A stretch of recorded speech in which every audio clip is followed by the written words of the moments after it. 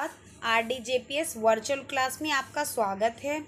आज हम कक्षा 9वीं की कृतिका भाग 1 पाठ 2 मेरे संग की औरतें के प्रश्न उत्तर को समझेंगे। तो चलिए पाठ शुरू करते हैं।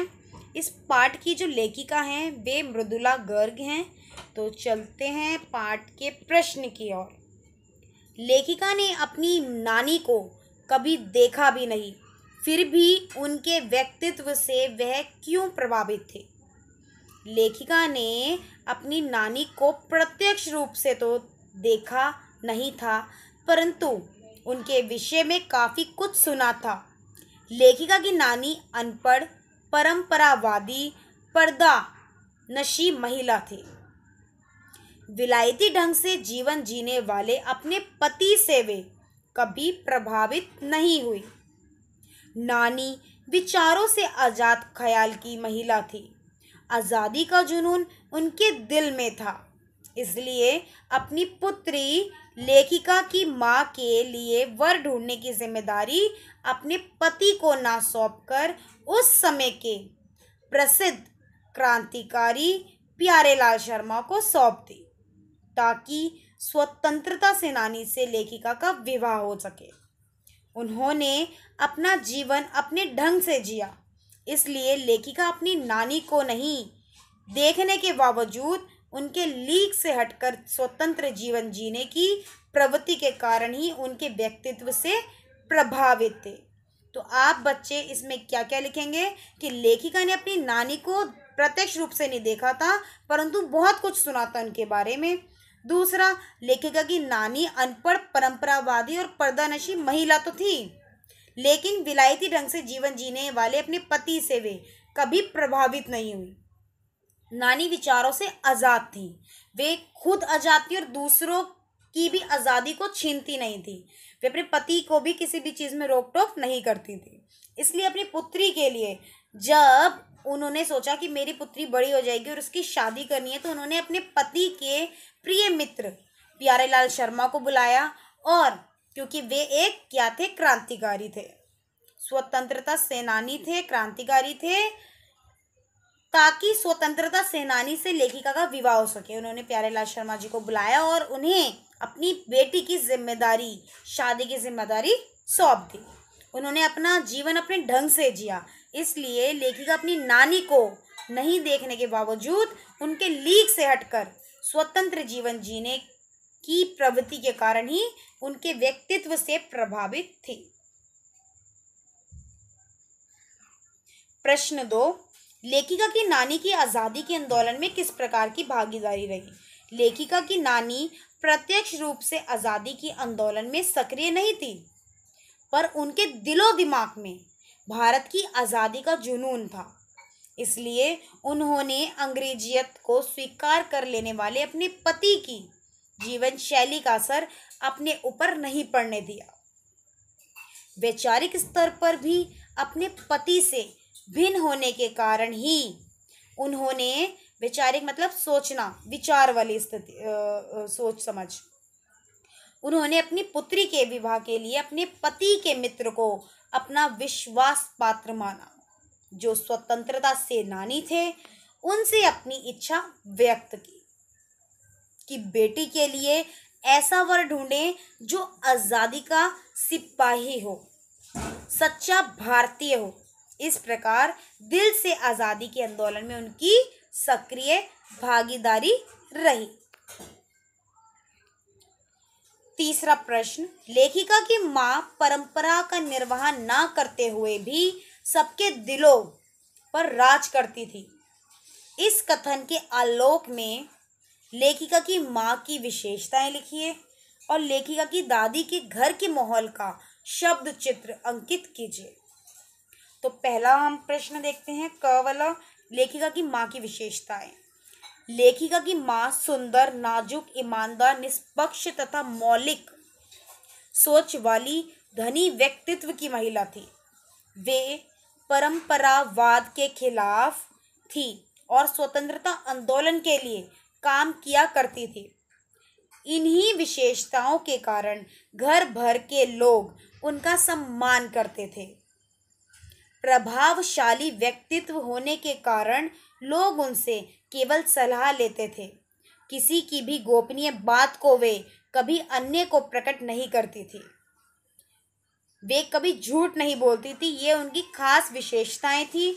इसलिए बाहर के लोग भी उनकी सलाह को पत्थर की लकीर मानते थे। उनका सारा समय किताबें पढ़ने, संगीत सुनने और साहित्य चर्चा में बीतता था। अपने बच्चों के साथ वे दोस्त की तरह रहती थी। हालांकि उन्हें मातृत्व ममता देने और खाने पीने का भी वे ज़्यादा ख्याल नहीं करती थी। चलते हैं अपने चौथे प्रश्न की ओर, जो कि खा पाठ है। लेखिका की नानी दादी के घर में 3 पीढ़ियां एक साथ रहती थी, परंतु किसी की स्वतंत्रता और निजता में कोई किसी के लिए बाधक नहीं था। निजता मीन्स कोई किसी की निजी चीज़ों में नहीं पड़ता था। कोई किसी को बांधा, कोई किसी की मतलब कोई किसी की अगर चिट्ठी आ रही तो कोई किसी की चिट्ठी नहीं पढ़ता था। सब अपनी निजी जिंदगी जीते थे। किसी की चिट्ठी तक कोई नहीं खोलता था और ना ही उसके बारे में कोई पूछता था। दादी जी अंग्रेजों के प्रशंसक थे। दादाजी अंग्रेजों के प्रशंसक थे। लेखिका की परदादी और माँ लीक से हटकर रहती थी। परदादी ने तो उस समय की सामाजिक मान्यताओं से हटकर लेखिका की माँ के लिए लड़की की मन्नत मांग ली थी। यहाँ तक कि जंग जाहिर भी कर दी, जो आश्चर्यजनक था। लेखिका की माँ आज़ादी के आंदोलन में सक्रिय थी। निज तत्व की छूट होने के कारण ही लेखिका और उसकी अन्य 3 बहनें तथा इकलौते भाई ने अपनी इच्छा अनुकूल अपना रास्ता चुना। प्रश्न 4, आप अपनी कल्पना से लिखिए कि परदादी ने पोतहू के लिए पहले बच्चे के रूप में लड़की पैदा होने की मन्नत क्यों मांगी। लेखिका की परदादी का व्यक्तित्व विशिष्ट और असाधारण था। लीक से हटकर चलना उनका स्वभाव था। इसलिए उन्होंने पहली संतान के रूप में अपनी पतोहू के लिए लड़की की मन्नत मांगी। नहीं तो ज़्यादातर बच्चों क्या होता है कि सब लोग चाहते हैं कि पहला बच्चा जो हो वो लड़का हो, लेकिन वे मैंने कहा ना लीक से हटकर चलने वाली महिला थी। एक अन्य कारण यह भी हो सकता है कि उस समय के सामाजिक वातावरण के अनुसार परदादी को भी स्वयं लड़की होने का अपमान व तिरस्कार सहना पड़ा हो, जिसके कारण उनके मन के एक कोने में लड़कियों के प्रति अत्यधिक लगाव, आदर और कोमल भाव ने जन्म ले लिया हो। यह भी हो सकता है कि वह अपने जीते जी समाज में लड़कियों का आदर सत्कार होते हुए देखना चाहती हो। इसकी शुरुआत अपने घर से ही करना चाहती हो। संभवतः वे समाज को दिखाना एवं बताना चाहती हैं कि लड़कियों का तिरस्कार नहीं, सम्मान होना चाहिए। लड़कियों की समाज के विकास में एक महत्वपूर्ण भूमिका है। तो परदादी क्या चाहती थी कि उनकी लड़की के सबसे पहला बच्चा जो हो वे एक लड़की ही हो। तो ये सारी बातें हैं जिसके कारण वे ये चाहती थी। चलते हैं अपने 5वें प्रश्न की ओर। डराने धमकाने, उपदेश देने या दबाव डालने की जगह सहजता से किसी को भी सही राह पर लाया जा सकता है। पाठ के आधार पर तर्क सहित उत्तर दीजिए। निसंदेह डरा कर, धमका कर, उपदेश देकर या दबाव डालकर कुछ समय के लिए अपनी बात मनवाई जा सकती है, परंतु डर खत्म होते ही बात मानने वाला व्यक्ति पुनः वही काम करेगा जो वह स्वयं चाहता है। दबाव हटते ही सारे प्रयास असफल होने लगते हैं। पाठ में भी लेखिका की नानी को देखा जा सकता है कि उन्होंने अपने पति का कभी विरोध नहीं किया और ना ही समर्थन किया, परंतु वह अपने आदर्शों पर टिकी रही और उचित समय पाकर अपनी पुत्री के लिए इच्छा अनुसार कदम उठाया। लेखिका की दादी ने भी चोर के साथ कठोरता का व्यवहार करने की बजाय सहज व्यवहार किया। परिणाम स्वरूप उसका हृदय परिवर्तन हो गया और उसने चोरी की गलत राह को छोड़कर खेती का कार्य अपनाया। सहजता के दोनों अनोखे उदाहरण हैं। चलते अपने प्रश्न 6 की ओर। शिक्षा बच्चों का जन्म सिद्ध अधिकार है। इस दिशा में लेखिका के प्रयासों का उल्लेख कीजिए। शिक्षा बच्चों का जन्मसिद्ध अधिकार है। इस दिशा में लेखिका के प्रयास सराहनीय हैं। लेखिका जब कर्नाटक के छोटे से कस्बे बागलकोट में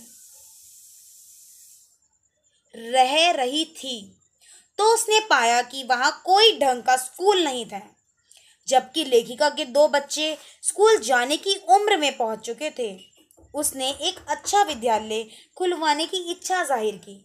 इसके लिए उन्होंने कैथोलिक बिशप, जो मैंने बताया था आपको पादरी जी होते हैं, से मदद मांगी, प्रार्थना की, परंतु वे तैयार नहीं हुए। तब स्वयं लेखिका ने वहां के कुछ लोगों को साथ लेकर एक अच्छा प्राइमरी स्कूल खुलवाया और कर्नाटक सरकार से मान्यता भी दिलवाई। उस विद्यालय में लेखिका तथा अन्य सरकारी अफसरों के बच्चे भी पढ़ते थे, जो अन्य बड़े स्कूलों में भर्ती होने के काबिल बने। प्रश्न 7, पाठ के आधार पर लिखिए कि जीवन में कैसे इंसानों को अधिक श्रद्धा भाव से देखा जाता है। प्रस्तुत पाठ के आधार पर स्पष्ट हो जाता है कि उन लोगों को श्रद्धा भाव से देखा जाता है जिनकी सोच मौलिक हो, जो सच्चाई के साथ रहें, निष्पक्ष हों, परंपरा का निर्वाह करते हुए भी लीक से हटकर कुछ नया करने का साहस रखते हो। जैसे कि लेखिका की जो दादी जी थी, वे सारी परंपराओं को मानती थी, लेकिन फिर भी कुछ नया करना, ठीक है, स्वयं को आज़ाद महसूस कराना, आज़ादी के आंदोलन में भाग लेना, चाहे वे प्रत्यक्ष रूप से भाग ना लिया हो, लेकिन अप्रत्यक्ष रूप से उन्होंने भाग लिया था। तो ये सारी चीज़ें उनमें थी, कुछ नया करने का साहस उनमें था। हीन भावना से ग्रसित ना हो, सुदृढ़ इरादों वाले हों, किसी की भी गोपनीय बातों को दूसरों के सामने प्रकट न करते हों, सामाजिक परिस्थितियों से एक सरोकार रखते हों, आदि उपरोक्त सभी विशेषताएं लेखिका की माँ में थी। वह कभी झूठ नहीं बोलती थी, बातों को गोपनीय रखती थी। इन विशेषताओं के कारण उन्हें घर वालों का आदर मिला हुआ था तथा बाहर वालों से दोस्ती भी कायम थी। इसी कारण वे जीवन में भी सभी के लिए श्रद्धेय थी। प्रश्न 8, सच अकेलेपन का मजा ही कुछ और है। इस कथन के आधार पर लेखिका की बहन एवं लेखिका के व्यक्तित्व के बारे में अपने विचार व्यक्त कीजिए। लेखिका और उसकी बहन दोनों स्वतंत्र विचारों की थी। लोगों द्वारा कही सुनी और देखी बातों पर विश्वास करने और बनी बनाई लीक या परंपरा पर चलने में वे विश्वास नहीं रखती थी कि अगर समाज ने ऐसा कह दिया तो ऐसा करना है, नहीं, वो इनमें विश्वास नहीं रखती थी। दोनों आज़ादी की पक्षधर थी। लेखिका ने बिहार के डालमिया नगर जैसे छोटे से कस्बे में नारियों में जागरूकता पैदा की। लेखिका ने स्त्री पुरुषों के बीच भेदभाव की मानसिकता को दूर करने का पूरा प्रयास किया। उसने अपने बलबूते पर बागलकोट में स्कूल खोला। लेखिका की बहन रेणु स्कूल से पैदल ही घर आती, गाड़ी लेना उसे पसंद नहीं था। उसका सोचना था कि यह सामंतवादी प्रवृत्ति है। दिल्ली में वर्ष 1950 में भीषण बरसात में भी अकेले पैदल स्कूल जाना और तुरंत वापस आना उसके साहस का प्रमाणिकता प्रदान करता है। दोनों के व्यक्तित्व मौलिक एवं स्वतंत्र सोच वाले विचारवान थे, जो अकेले अपनी मंजिल तलाशने की हिम्मत रखते थे। तो आशा करती हूँ मेरे संग की औरतें जो ये पाठ है आपको बहुत अच्छे से समझ आया होगा। इसके प्रश्न